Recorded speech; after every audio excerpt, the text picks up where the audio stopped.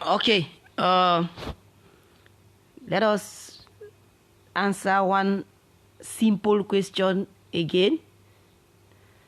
Answer this question. Now, they have given us two equations here. They say given cure D is equal to 30 minus 2p and cure S is equal to 2p minus 10. Now, the question says determine Roman 1, the equilibrium price, the equilibrium quantity. The equilibrium quantity, Roman 2, the equilibrium price. And they are telling us that cure D is quantity demanded, cure S is quantity supplied, and P stands for price. So if I see cure D on the equation, then I should know that cure D means quantity demanded and cure S means quantity supplied. Then they are asking us to determine the equilibrium price as well as the equilibrium quantity. Now, on this question, I want you to notice something. Roman 1 is asking for the equilibrium quantity, and Roman 2 is asking for the equilibrium price. It is very difficult for us to get the equilibrium quantity without looking at the price. I made a video here on a table where we were asked to determine the equilibrium price and the equilibrium quantity using a demand and a supply schedule. Now, on that table, what helped us to understand the equilibrium quantity was the price. We understood that where the quantity demanded was the same as the quantity supplied, we determined the price at that particular level. Now, on these calculations here, the first thing we will need in order for us to get the quantity is the price first. That is what we'll be in need of. So, let us do the calculation. This is how we start. The first thing you need to do is to state the third law of demand and supply. To state the third law of demand and supply in order for you to solve this question. That's the first thing you do. You start by saying that at equilibrium, quantity demanded is equal to quantity supplied. Now, they have given us what quantity demanded is, and they have given us what quantity supplied is. So you just bring it back the same way as I have done here, then you name them to be equation 1 and equation 2.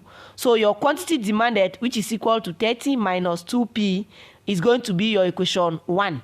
And quantity supplied, which is equal to 2p minus 10, is going to be equation 2. You can choose quantity supplied to be equation 1 and quantity demanded to be equation 2. There is no problem. Your answer is going to be the same. Now, after that, the next thing you do is you take equation 1 equal to equation 2, because we have said that quantity demanded is equal to quantity supplied at the equilibrium price. So now, the next thing we do is we equate these two. Once we equate the two together, we are going to discover that we will have P's on one side. Like what I have done, I have taken 30 minus 2p equal to 2p minus 10. Now the next thing we do is we bring like terms together. Like terms together. If I look at the two equations, I see 30 and I see minus 10. 30 and minus 10. They look alike. They are numbers, just numbers. No letter attached to it. Now I am seeing minus 2p and 2p. These ones have p. So we bring the terms in p together and the terms without p on another side. So I have taken now negative 10 to the left hand side. That is why on my next step, I have 30 plus 10. The 10 is now plus because the negative sign has crossed the equality sign. Remember, it was first of all minus 10. But now it is plus 10 because it has crossed the equality sign. So it becomes now plus 10. So I have 30 plus 10. Then I'll put my 2p back. Then I'll have to take this negative 2p to the right hand side. It becomes plus 2p. So now if I add 30 plus 10, I'll have 40, which is equal to 2p plus 2p, which will give me 4p. Now the next thing I will do is I will divide all through by 4. And if I divide all through by 4, 4p divided by 4 will be left with just p. And then 40 divided by 4 will give us 10. This is where I have p equal to 10 as my price. So my price is 10. So the next thing I will do now is for me to get the quantity demanded. Now to get the quantity demanded, I will say substituting the value of p either in equation 1 or in equation 2 to obtain the quantity.